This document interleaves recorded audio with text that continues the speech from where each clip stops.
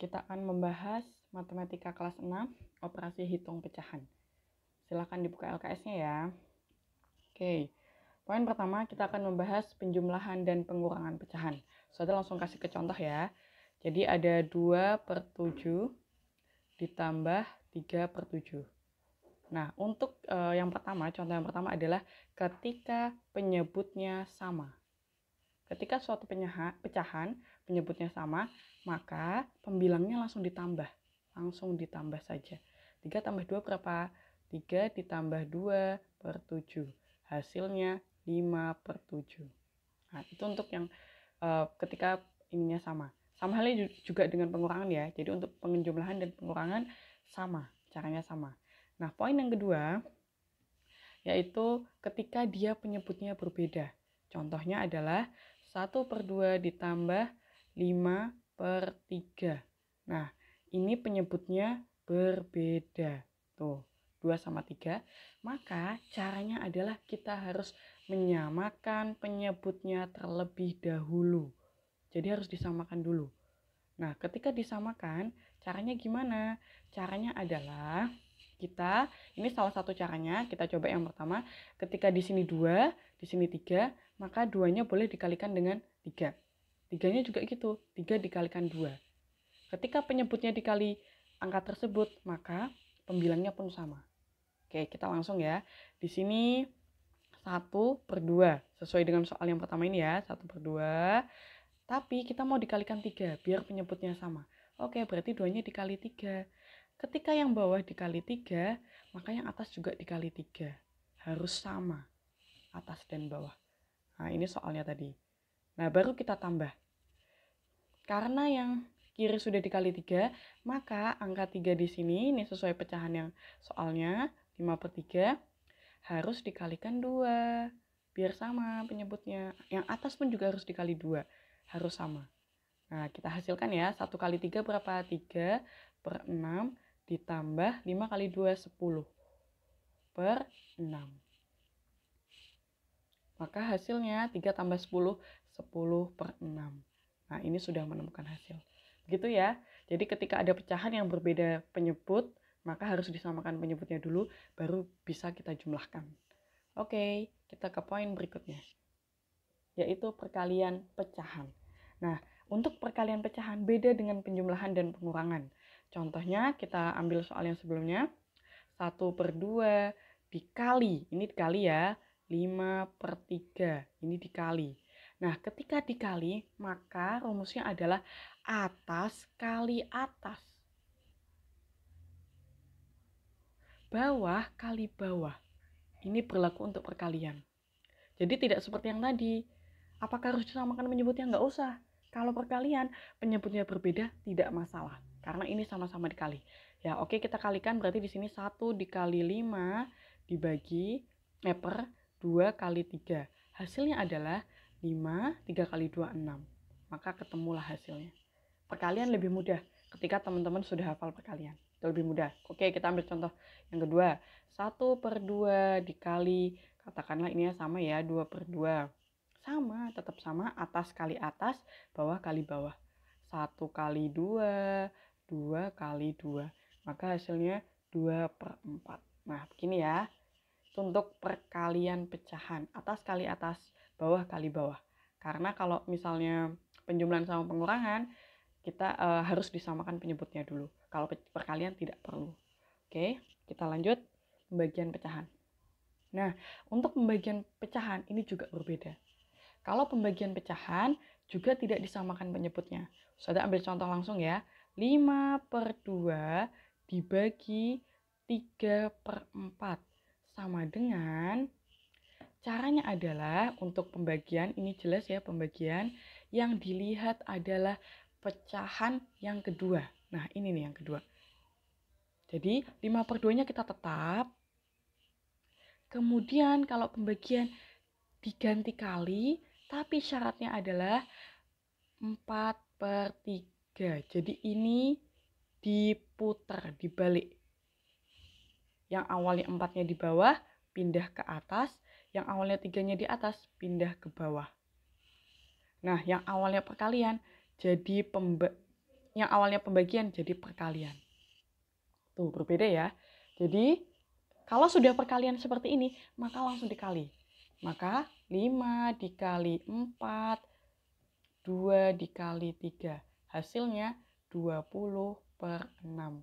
Nah, ini hasilnya. Jadi ingat-ingat ya teman-teman, kalau pembagian ini harus diubah ke kali, diubah ke perkalian, sedangkan pecahan yang kedua harus ditukar atas dan bawah. Tukar angka, tukar pembilang dan penyebut gitu ya. Tukar pembilang dan penyebut. Jadi, ketika ditukar pembilang dan penyebutnya, maka jadinya 3/4 itu menjadi 4/3. Gitu ya teman-teman untuk pembagian pecahan.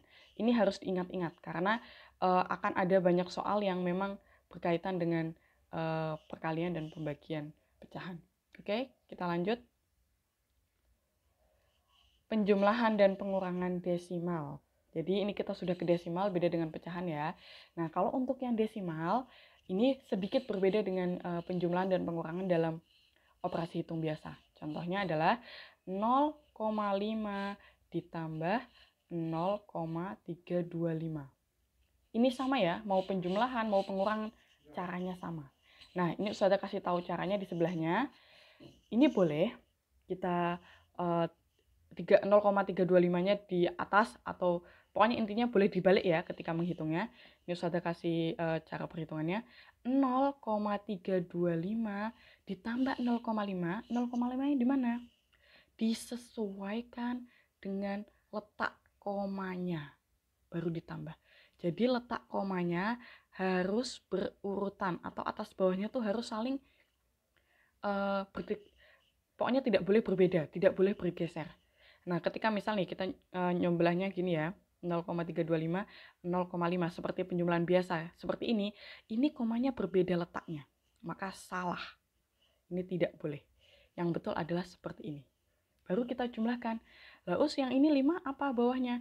Kalau tidak ada angkanya ya sudah kita anggap 5. Karena ketika di desimal, ketika ini tidak ada angka itu disebut 0. Nah, 2 berarti 2, 3 tambah 5, 15. Ini ketika ditambah ya, 3 ditambah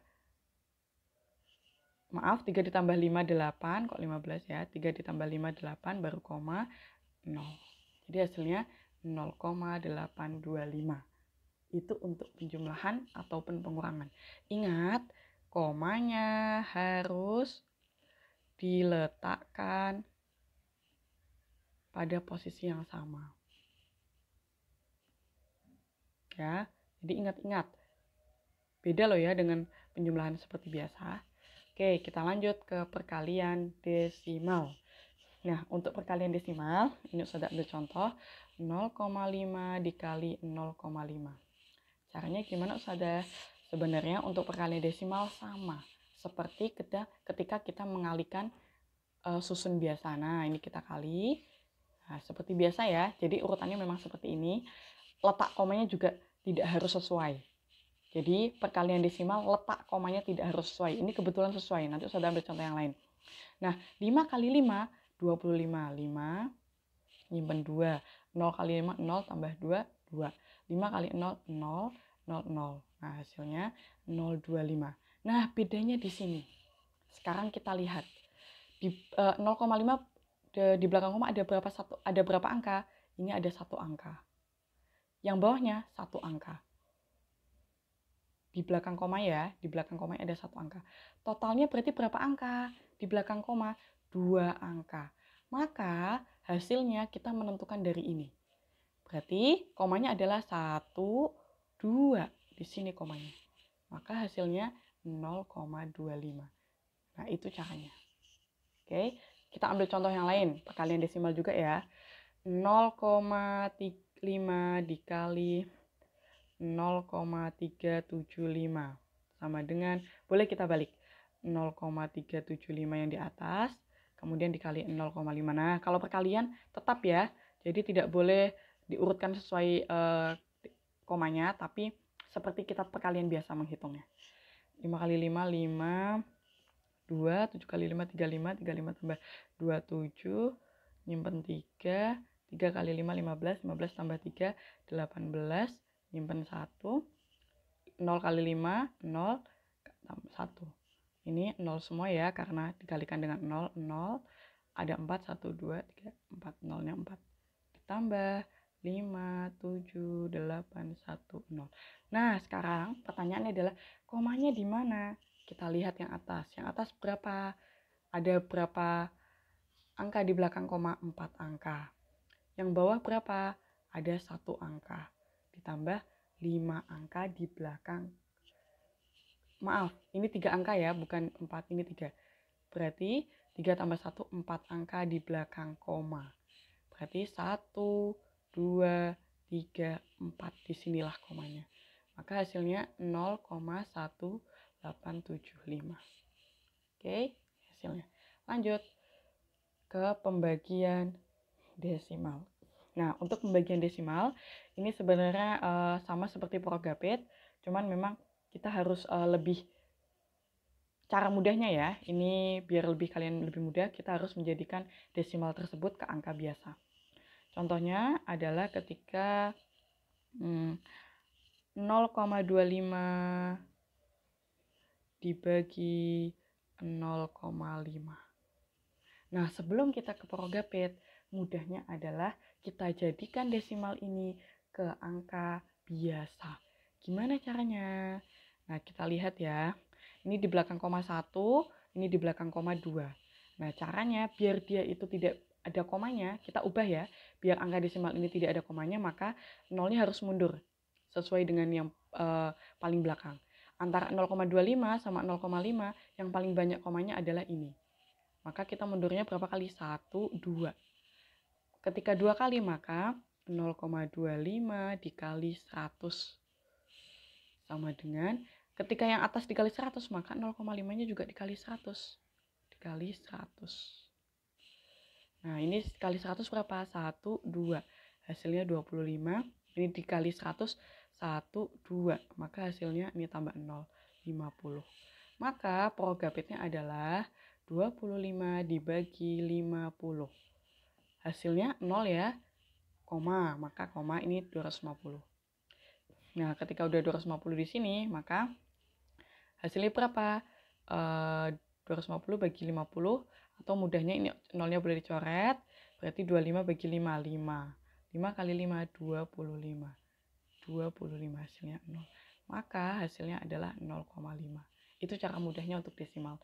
Tapi ketika memang tidak mau seperti ini, boleh kalian langsung dibagi Progapit 0,25 bagi 0,5 di Progapit kan boleh. Tapi itu agak susah. Ini cara mudahnya, kalian buat angka desimal tersebut menjadi angka utuh. Selanjutnya, selamat belajar dan selamat memahami. Harus fokus karena ini pelajaran matematika. Sekian dari Ustazah cukupkan. Wassalamualaikum warahmatullahi wabarakatuh.